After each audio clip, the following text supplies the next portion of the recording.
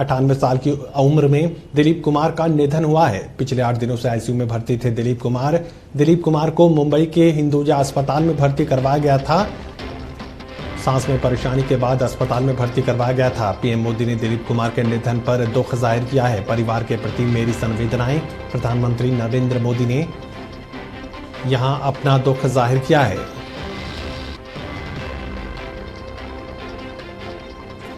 बड़ी खबर आपको बता दें, 98 साल की उम्र में दिलीप कुमार का निधन हुआ है। पिछले 8 दिनों से आईसीयू में भर्ती थे दिलीप कुमार। मुंबई के हिंदुजा अस्पताल में इलाज के लिए भर्ती करवाया गया था। और इसी खबर पर मेरी सहयोगी पूजा राठौर शर्मा हमारे साथ बनी हुई हैं।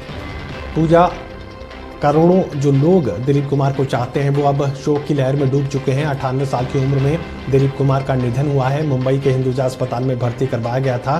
सांस में परेशानी के चलते उन्हें अस्पताल में भर्ती करवाया गया था। दिलीप कुमार ने ली है अस्पताल में आखिरी सांस। बिल्कुल महेश, सुबह 7:30 बजे ये खबर मिली कि 98 साल के दिलीप कुमार आज हमारे बीच में नहीं है। उनके पारिवारिक मित्र फैजल फारूकी ने ट्विटर के जरिए ही ये उनके निधन की जानकारी दी है, जिसमें उन्होंने लिखा था कि बहुत भारी दिल से कहना पड़ रहा है कि अब दिलीप साहब हमारे बीच में नहीं रहे हैं। तो 29 जून को उन्हें अस्पताल में भर्ती कराया गया था। उन्हें सांस लेने में दिक्कत हो रही थी महेश। और मैं आपको ये भी बताना चाहूंगी कि 5 तारीख को ही उनकी पत्नी सायरा बानो ने ये जानकारी दी थी कि उनकी तबियत में सुधार हो रहा है। तो अस्पताल जाते ही जो दुआओं का दौर शुरू हुआ था, वो एक बार लगा, उम्मीद जगी कि हाँ अब एक बार फिर से जो है दिलीप कुमार वापस लौटेंगे। लेकिन 2 दिन बाद ही यानी आज ये बुरी खबर सुबह उठते ही मिली है। सुबह 7:30 बजे मुंबई के हिंदुजा अस्पताल में दिलीप कुमार ने आखिरी सांस ली है और उनके पारिवारिक मित्र उनने ही उनके निधन की जानकारी दी है। हालांकि ये खबर मिलते ही पूरी इंडस्ट्री में शोक की लहर दौड़ पड़ी है। सभी सितारे उनके निधन पर दुख व्यक्त कर रहे हैं। राजनीति से वो जुड़े रहे हैं तो राजनीतिज्ञ भी जो है लगातार मैसेजेस कर रहे हैं। अभी कुछ देर पहले ही प्रधानमंत्री नरेंद्र मोदी ने भी शोक संवेदना व्यक्त करते हुए उन्होंने लिखा है, ट्वीट करते हुए कि एक सिनेमा जगत का एक लीजेंड का अंत हुआ है। और वाकई में एक बहुत बड़ी क्षति से सिर्फ फिल्म जगत के लिए नहीं, पूरी दुनिया के लिए से कही जा सकती है। उनसे कुछ देर पहले ही दिल्ली के मुख्यमंत्री अरविंद केजरीवाल ने भी ट्वीट कर लिखा है कि दिलीप कुमार का चले जाना बॉलीवुड के एक अध्याय की समाप्ति है। तो स्मृति ईरानी कहती है कि एक युग का अंत हो जाता है आज जब दिलीप कुमार हमारे बीच में नहीं है। तो ये जो तमाम मैसेजेस हैं वो दिखा रहे हैं कि बॉलीवुड में क्या मुकाम लेजेंडरी एक्टर दिलीप कुमार का रहा है और अपने इस मुकाम को हासिल करने में उन्हें कितनी मेहनत की है महेश। इसका आप अंदाजा ऐसी बात से लगा सकते हैं कि पेशावर में 1922 में वो जन्मे थे और जब उनका यहाँ भारत आना हुआ था, यहाँ पर आकर वो फल बेचा करते थे, यानी अभिनय से पहले वो फल बेचने का काम करते थे। तो एक तरह से कहा जा सकता है कि फर्श से अर्श तक पहुंचने की जिनकी ये कहानी है, सभी इसको जानना चाहते थे और सभी इसीलिए शायद उनकी फैन फॉलोइंग इतनी है कि किस मेहनत के साथ उन्होंने ये मुकाम हासिल किया है। सायरा बानो उनकी पत्नी, वो भी एक फिल्म अभिनेत्री रही है। आखिरी वक्त तक हमने लगातार देखा है कि ट्विटर के जरिए सायरा बानो लगातार जो है अपने दिलीप कुमार के साथ वो फोटोज अपडेट करती रहती थी, किस तरह से उनके हालचाल जान रही हैं, किस तरह से उनका ख्याल रख रही हैं, किस तरह से उनके साथ पल पल बिता रही हैं। यहाँ तक कि अस्पताल में भी जब वो भर्ती थे तो उन्होंने एक फोटो शेयर की थी। इस बार नहीं, बट इससे पहले भी, क्योंकि कई बार उन्हें सांस लेने में दिक्कत रही होगी, कई बार तबियत खराब हुई है। पिछले 1 महीने में भी 2 बार वो हिंदुजा अस्पताल में भर्ती हुए थे। तो ऐसे में लगातार वो अपडेट्स देती रही थी उनकी तबियत को लेकर, उनके हालात को लेकर। सर्वोच्च सम्मान से बेहद बड़ी उपलब्धियां शायद ही किसी और एक्टर के खाते में ये गई हो। भारत का सर्वोच्च सम्मान उन्हें मिल चुका है, दादा साहब फाल्के पुरस्कार। इसके अलावा पाकिस्तान का सर्वोच्च सम्मान उनके खाते में है। तो ऐसे में शायद ही कोई ऐसा अभिनेता रहा हो जिसे वाकई किंग कहा जा सकता है। और जिस तरह की उनकी फिल्में रही हैं उन्हें ट्रेजेडी किंग कहा जाता था। तो वाकई में एक बादशाहत जो है और बादशाहत का जो दौर है वो दिलीप कुमार ने बीता है, अगर हम उनके फिल्मी सफर पर नजर डालते हैं।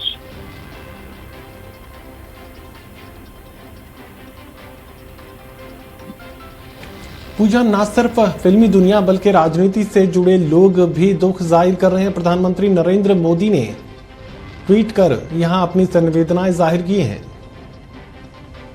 बिल्कुल महेश, प्रधानमंत्री ने कुछ देर पहले ही जो है ट्वीट करके ये जानकारी दी। जैसे ही उनके बीच ये खबर गई है, वो साफ तौर पर लिखते हैं कि एक सिनेमैटिक लेजेंड को आज पूरा देश याद कर रहा है। जिस तरह से उनका जो उनका सराहनीय काम रहा है, उसको लेकर पूरा जो दुनिया है आज वो शोक में डूबी हुई है। वाकई में एक सांस्कृतिक जगत के लिए एक बहुत बड़ी क्षति से कही जा सकती है। उनके परिवार के लिए उन्होंने संवेदना व्यक्त की है। ये प्रधानमंत्री नरेंद्र मोदी ने कुछ दिन पहले ही मैसेज ट्वीट किया है।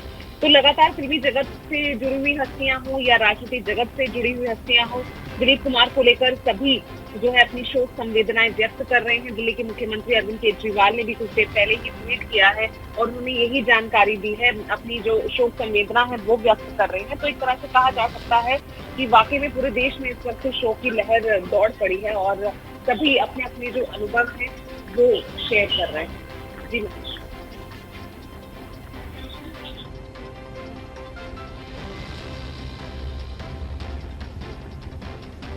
पूजा, करोड़ों की संख्या में उनके चाहने वाले हैं, न सिर्फ भारत में बल्कि दुनिया भर में उनके चाहने वाले हैं। तो ऐसे में कह सकते हैं कि अब दुख की लहर देश और दुनिया में देखने को मिल रही है।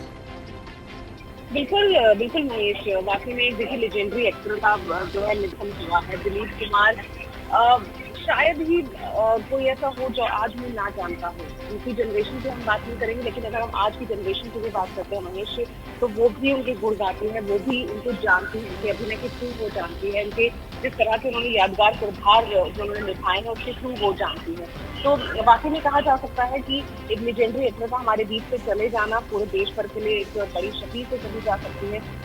महेश, उनके अगर फिल्मी सफर की अगर हम बात करते हैं तो मैं आपको बता दूं कि 1922 में उनका जन्म हुआ था और 1944 में यानी 22 साल की उम्र में जो है उन्होंने अपने फिल्मी सफर की शुरुआत की थी फिल्म ज्वार भाटा से 1944 में। तो आप से बात कीजिए और इनसे बात कीजिए ताकि एक बार ही हम सब आपको बता सकें। जी। पहले हेल्थ का अपडेट कर दीजिए। हाँ बोलिए। सर, दिलीप साहब ने आज जो है सुबह 7:30 बजे के आसपास अंतिम सांस ली। आप लगातार इलाज कर रहे थे, क्या ट्रीटमेंट क्या? देखिए, ये वक्त नहीं है कि उनको हमने ट्रीटमेंट क्या दिया। 98 की उम्र में हर इंसान को कुछ न कुछ तकलीफें होती हैं और उनका इलाज हमने जो किया है वो सही तरीके से किया है। उम्र का तकाजा था और उस वजह से आज सुबह 7:30 बजे डॉक्टर नितिन गोखले थे, सायरा जी थी और 7:30 बजे उनका देहांत हो चुका है। भगवान करे कि उनके आत्मा को शांति मिले। सर, बाद वो 30 जून को एडमिट हुए थे, क्या समस्याएं उनको आई थी जिसकी वजह से वो एडमिट हुए थे और लगातार इससे पहले भी 5 जून को भी एडमिट हुए थे? देखिए, कोई देहांत होने के बाद रीजन ऑफ डेथ नहीं पूछा जाता है, ठीक है ना। थोड़ी तो इज्जत देनी चाहिए जो इंसान का देहांत होता है। तो ये वक्त नहीं है कि क्या रीजन है क्या नहीं है। उनको सांस की तकलीफें थी पहले, तो आपको सब मालूम था। तो वो जो उसके लिए जो भी इलाज करना था उसके लिए कुछ डॉक्टर मौजूद थे जिन्होंने सब मिलकर हम लोग ने इलाज किया था। उसमें सब में पहले जो थे उनके कार्डियोलॉजिस्ट डॉक्टर नितिन गोखले थे, फिर मैं था। नितिन गोखले तो उनके मुझे लगता है 21 साल के ऊपर इलाज उनका कर रहे थे, मैं 20 साल से कर रहा था। फिर डॉक्टर अनीता पटेल जी थी जो यूरोलॉजिस्ट हैं, उनको भी बुलाया गया था। डॉक्टर जयदीप पालेक जो सर्जन थे उनको भी बुलाया गया था। तो हम सब मिलकर जो भी इलाज करते थे वो साथ में करते थे। साथ में इंटेंसिविस्ट जो थे वो भी थे मौजूद। तो इलाज जो भी करना था वो हमने मिलकर किया है। कोशिश तो बहुत की। हम चाहते थे कि उनके 100 साल पूरे हों। उनके ऐसा शख्स मुझे नहीं लगता कि बॉलीवुड में कभी पैदा होगा। शख्सियत काफ़ी बड़ी थी और उन्होंने सिर्फ बॉलीवुड का नाम नहीं अपने देश का नाम भी रोशन किया है। और मुझे लगता है कि उन्होंने नाम बॉलीवुड का हॉलीवुड से ज़्यादा भी कर चुके हैं। आगे की चीज़ें आपको अगर पूछनी है तो फैसल फारूकी साहब के साथ पूछिए, फिर मैं आपसे वापस बात करता हूँ। इनसे पूछ लो ना, इनसे बात करो। आपसे जानना कैसा रिश्ता रहा है कैसा रिश्ता रहा है? कई सालों से आप उनको जानते थे, खिदमत की उनकी, क्या कुछ बताएंगे? दिलीप साहब आप जैसे जानते हैं कि एक खाली फिल्म अदाकार ही नहीं थे, फिल्म एक्टर ही नहीं थे, एक बहुत ही ग्रेट ह्यूमन बीइंग थे। और इस रिश्ते से उनकी मोहब्बत सारे देश के हर एक उस बच्चे से, बड़े से, बूढ़े से रहती थी। जिसको देश से प्रेम हो, जिसको फिल्म से प्रेम हो, आर्ट से प्रेम हो, और इंसानियत फूट फूट के उनमें भरी गई थी। इसी सिलसिले से साहब को मैंने ट्विटर पे इंट्रोड्यूस कराया, सोशल मीडिया पे उनको, फेसबुक। शुरू में वो ट्विटर खुद ही पढ़ते थे और मुझको बोल देते थे रिप्लाई करना। धीरे धीरे जैसे उनकी तबीयत थोड़ा नासाज हुई तो उन्होंने डिक्टेट करना बंद कर दिया। कभी पढ़ते थे, कभी नहीं पढ़ते थे। और लेकिन उनका एक पब्लिक से, एक उनके फ़ैन से, वेल विशर से हमेशा एक कनेक्शन बना रहा। चाहे वो वॉक कर रहे हों जॉगर्स पार्क में, चाहे वो बाहर कहीं जा रहे हों एयरपोर्ट पे, तो हर जगह उनकी मोहब्बत हमेशा उनके चेहरे पे लगती थी। कोई उनसे मिल जाता था तो 5 मिनट 10 मिनट तक तो खैरियत पूछते थे। और मुझे लगता है कि दिलीप साहब जैसा इंसान इस दुनिया में आज की तारीख में, और हो सकता है आगे भी आना, बहुत मुश्किल है। सायरा जी की स्थिति क्या है? सायरा जी, आपको मालूम है, सायरा जी दिलीप कुमार को, मुझको लगता है जब से वो पैदा हुई हैं वो दिलीप कुमार से मोहब्बत करती थी। और सायरा जी की ऑफिशियली उनकी 55 साल की ज़िंदगी जो as a husband and wife जो उन्होंने साथ में गुजारा है, वो एक मिसाल है। फैसल जी, आगे की क्या प्रक्रिया होगी? यहाँ से दिलीप साहब का जो पार्थिव शरीर है, क्या उनके घर पर ले जाया जाएगा? जी, अभी वही फैमिली और हम लोग सब लोग बैठे हैं ऊपर। कुछ ही देर में हम आप लोगों को इत्तला कर देंगे। शाम हमने ये सोचा है कि 5 बजे बैरियल उनका जुहू कब्रिस्तान में, जो सांता क्रूज पे है, वहाँ पर होगा। क्या उनका अंतिम दर्शन के लिए उनके घर पर रखा जाए? क्योंकि काफ़ी फेमस थे, बॉलीवुड के आइकॉन्स हैं, राजनीतिक जगत के लोग उनके फैंस हैं। ये मैं आपको इत्तला कर दूंगा। अभी वो बात चल रही है और ट्विटर पे भी मैं आपको अपडेट कर दूंगा। ठीक जी, थैंक यू सो मच। शुक्रिया, थैंक थैंक यू सर। जल्दी लेने दो सिंगल पे जल्दी ले ले सर मराठीत हो बोलणार पीछे हो जाओ सर। चलो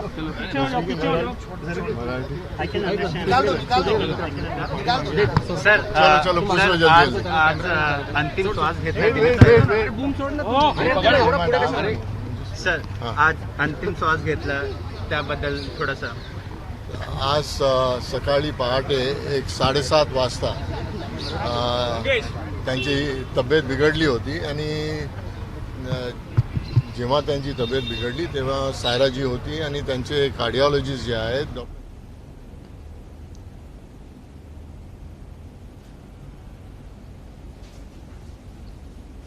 चलिए, आप डॉक्टर्स का रिएक्शन सुन रहे थे। वो डॉक्टर जो पिछले 30 साल से दिलीप कुमार का इलाज कर रहे थे, वो साफ ये बात कर रहे हैं कि 98 साल की उम्र तकाजा था। उम्र बड़ी होने की वजह से तमाम कोशिशें उनकी तरफ से की गई। तमाम डॉक्टर्स की टीम लगातार कोशिश कर रही थी कि 100 के पार दिलीप कुमार को पहुंचाया जाए, लेकिन ये संभव नहीं हो पाया। और फिल्म अभिनेता जितेंद्र चौहान इस वक्त हमारे साथ बने हुए हैं।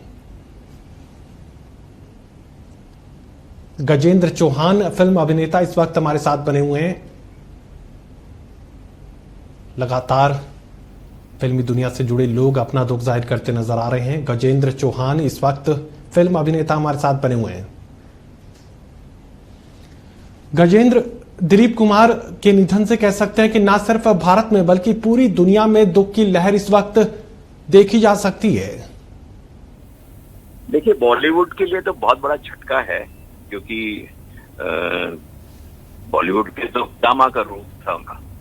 उनको मुझे नहीं लगता कोई भी आदमी दिलीप कुमार करके संबोधित करता था। हर आदमी उनको दिलीप साहब के बोलते थे। उन्होंने वो जो मुकाम पाया था, एक्टिंग में हो, सोशल वर्क में हो, वो पार एक्सेलेंस था। मतलब एक्टिंग का तो मतलब जो पीक होता है किसी चीज का, उन्होंने वहां तक हासिल किया था।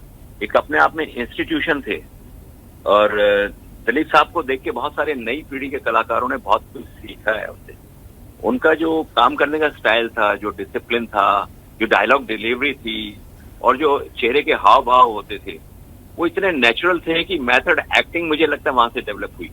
क्योंकि बगैर ट्रेनिंग के इस तरह के हाव भाव लाना, इस तरह का संवाद करना, इस तरह का बॉडी लैंग्वेज रखना, वो दिलीप साहब से बेहतर कोई कर नहीं पाया आज तक तो। और आने वाले समय में दूसरा दिलीप कुमार पैदा होना मुझे तो नामुमकिन लगता है, क्योंकि जिस तरह से हालात बदल रहे हैं। इसके अलावा दिलीप साहब का एक बहुत बड़ा रूप था। वो जो रूप था वो था सामाजिक कार्यों का। हमारे सिने आर्टिस्ट एसोसिएशन जो है 92 में जब एक विषय उठा था कि जो नई पीढ़ी आ रही कलाकारों को, उनको मदद के लिए कुछ रास्ते निकाले जाएं, तो दिलीप साहब जो है उन्होंने सबसे पहले आइडिया दिया था सिने आर्टिस्ट वेलफेयर ट्रस्ट का। एक ट्रस्ट बनाया जाए जिसमें समय समय पे शोज करके पैसा इकट्ठा किया जाए और उस पैसे से अगर कोई नई पीढ़ी के कलाकार को कोई तकलीफ है, कोई मेडिकल हेल्प चाहिए, कोई फाइनेंशियल क्रंचेस हैं उसकी लाइफ में, तो उनको दूर करने का एक रास्ता जो है उस ट्रस्ट के माध्यम से निकाला गया था। इसकी स्थापना दिलीप साहब ने 1992 में की थी। और मैं अपने आप को बहुत सौभाग्यशाली समझता हूं कि कुछ वर्षों के बाद मैं भी उस ट्रस्ट में एक ट्रस्टी के रूप में काम किया हूं और बहुत वर्षों तक दिलीप साहब को काम करते हुए देखा। उनकी जो एटीट्यूड था काम के प्रति, उनकी जो संयमता थी, जो सहनशीलता थी और जिस तरह से बात को जज करके एक जवाब देते थे, वो मुझे लगता है उससे बेहतर हो नहीं सकता। वो मुझे लगता है जैसे होता है ना 24 कैरेट प्योर एकदम, वो उससे बेहतर कुछ हो नहीं सकता। किसी के पास कोई प्रश्न बचता ही नहीं था जब ट्रस्ट की मीटिंग में दिलीप साहब जवाब देते थे। और उन्होंने इन सामाजिक कार्यों का कभी श्रेय नहीं लिया। मैं आज आपको ऑन रिकॉर्ड बोलना चाह रहा हूं कि दिलीप साहब ने उस ट्रस्ट के माध्यम से इतने लोगों की मदद की है जो अनगिनत है, जिसको गिनाना मुश्किल है। हमेशा कभी कभी किसी कलाकार की जब वो आखिरी दिनों में ये बीमार रहने लगे तो उनके यहाँ से चिट्ठी आती थी और हम लोग ट्रस्ट में थे तो हमारे नाम की चिट्ठी आती थी। दिलीप साहब कहते थे भाई ये फला फला कलाकार जो है मेरे पास आया और बहुत तकलीफ में, आप जो बेहतर समझे वो मदद इनकी कीजिए। तो उनका तो शब्द जो है हमारे लिए टालना नामुमकिन होता था और हमने उन्हें उस काम को आगे बढ़ाया। तो दिलीप साहब का जो सामाजिक रूप था वो भी एक अद्भुत था और उसको बाहर जो है पब्लिक तक पहुंच नहीं पाया क्योंकि वो उसका क्रेडिट नहीं लेते थे, कभी उसका श्रेय लेने की कोशिश नहीं करते थे कि ये काम मैंने किया। चुपचाप जो है पर्दे के पीछे से उन सामाजिक कार्यों को पूरा करते थे। ये उनकी शख्सियत का एक अलग रूप था। एक्टिंग तो सारी दुनिया ने देखी है, एक्टिंग में तो उनके कोई सवाल उठता ही नहीं कहीं भी कोई किस तरह की कमी रही हो। और जिस रोल में गए उस रोल के संवाद, उसकी बॉडी लैंग्वेज इतनी बेहतरीन रही है। कोई भी उनकी फिल्म उठा के दीजिए, राम और श्याम, गंगा जमुना, और लाइन से मशाल का वो बेहतरीन सीन, ए भाई कोई है, तो वो जो लोगों ने कॉपी किया है उसको। और ऐसी चीज जब कोई व्यक्ति जो पहली बार देता है तो उसका वो जन्मदाता होता है। उन्होंने उस एक्टिंग के उस पैटर्न को जन्म दिया है जो आने वाली पीढ़ी में बहुत सारे लोग कॉपी कर रहे हैं। तो मुझे ऐसा लगता है कि ऐसा कलाकार दोबारा इस दुनिया में आना नामुमकिन है। आने वाली पीढ़ियां जो है हमेशा दिलीप कुमार को देख के, उनके काम को देख के उनसे सीख लेती रहेंगी। और मुझे लगता है कि आज का दिन जो है उनको श्रद्धांजलि देने का है, परमात्मा से प्रार्थना करने का है कि वो जहां रहें खुश रहें, उनकी आत्मा जो है शांतिपूर्ण जो है अपना स्थान ग्रहण करे।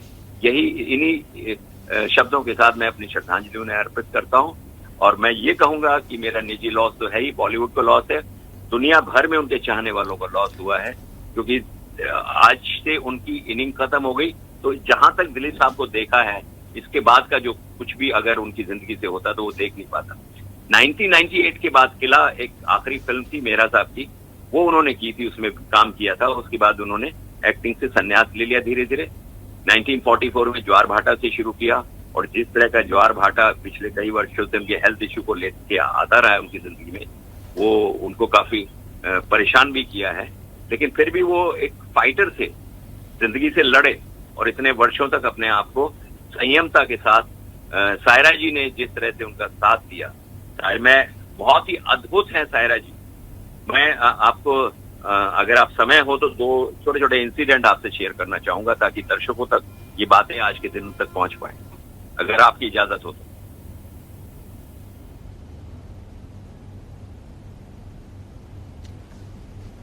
गजेंद्र जी, अभिनय की दुनिया में कोई सानी नहीं हो सकता दिलीप कुमार जी का, लेकिन एक अच्छे इंसान के रूप में यह भी कहा जा सकता है कि उनका सानी दुनिया में नहीं हो सकता। देखिए, अलग अलग क्षेत्र में अलग अलग लोग काम करते हैं, अच्छे इंसान बहुत हैं, उस चीज को मैं कंपेयर नहीं करना चाहूंगा। लेकिन मैं ये कह सकता हूं कि दिलीप कुमार साहब जितने अच्छे कलाकार थे उतने ही अच्छे इंसान भी थे, उतने ही बेहतर इंसान भी थे। ये उनका एक थॉट जो था, मैं जिसके विषय में आपसे चर्चा किया हूं कि आने वाली पीढ़ी को किस तरह से मदद की जाए जब वो बुरे समय से गुजरे, तो उनका जो ये थॉट 1992 में शुरू हुआ और उन्होंने उस ट्रस्ट का स्थापना की, तो ये एक थॉट उनको बहुत महान बनाता है कि अपनी आने वाली पीढ़ी के विषय में सोचता है। हम जब स्कूल और कॉलेज में पढ़ते थे तो हमने कभी जिंदगी में सोचा नहीं था कि इतनी बड़ी शख्सियत जिसको पर्दे पे देखते थे, लार्जर देन लाइफ इमेज थी हमारे दिमाग में, कि दिलीप कुमार साहब कोई हैं जो बादशाह हैं एक्टिंग के। और उनके साथ जब मुंबई आए और धीरे धीरे काम करना शुरू किया एसोसिएशन के माध्यम से, ट्रस्ट के माध्यम से, तो उनके साथ करीब बैठकर उनके साथ काम करने का अवसर हमको ऐसा लगता था कि कभी कभी हम सपना देख रहे हैं। उनसे एक दो बार उनके घर जाके मुलाकात करने का भी अवसर मिला ट्रस्ट के माध्यम से। कोई समस्या होती थी तो हम उनके घर चले जाते थे। तो वो जो सारा विषय है, हमें आज पलट के देखता हूं तो एक ड्रीम सा लगता है, लेकिन फिर भी हमारा भाग्य जो है उन तक पहुंचाया, हमको उनके साथ काम करने का अवसर मिला, एक अच्छे कलाकार के साथ साथ एक अच्छे इंसान को जानने का मौका मिला। ये मेरे लिए बहुत अद्भुत, और मैं आज उन्हें बहुत बुरी तरह मिस करूंगा आने वाले समय में, क्योंकि ऐसा दूसरा दिलीप कुमार साहब शायद ही इस दुनिया में आए। अच्छे कलाकार बहुत होते हैं, अच्छे इंसान बहुत होते हैं, लेकिन अच्छा कलाकार और अच्छा इंसान बहुत रेयर कॉम्बिनेशन है, और ये दिलीप साहब की पर्सनैलिटी में दोनों चीजें।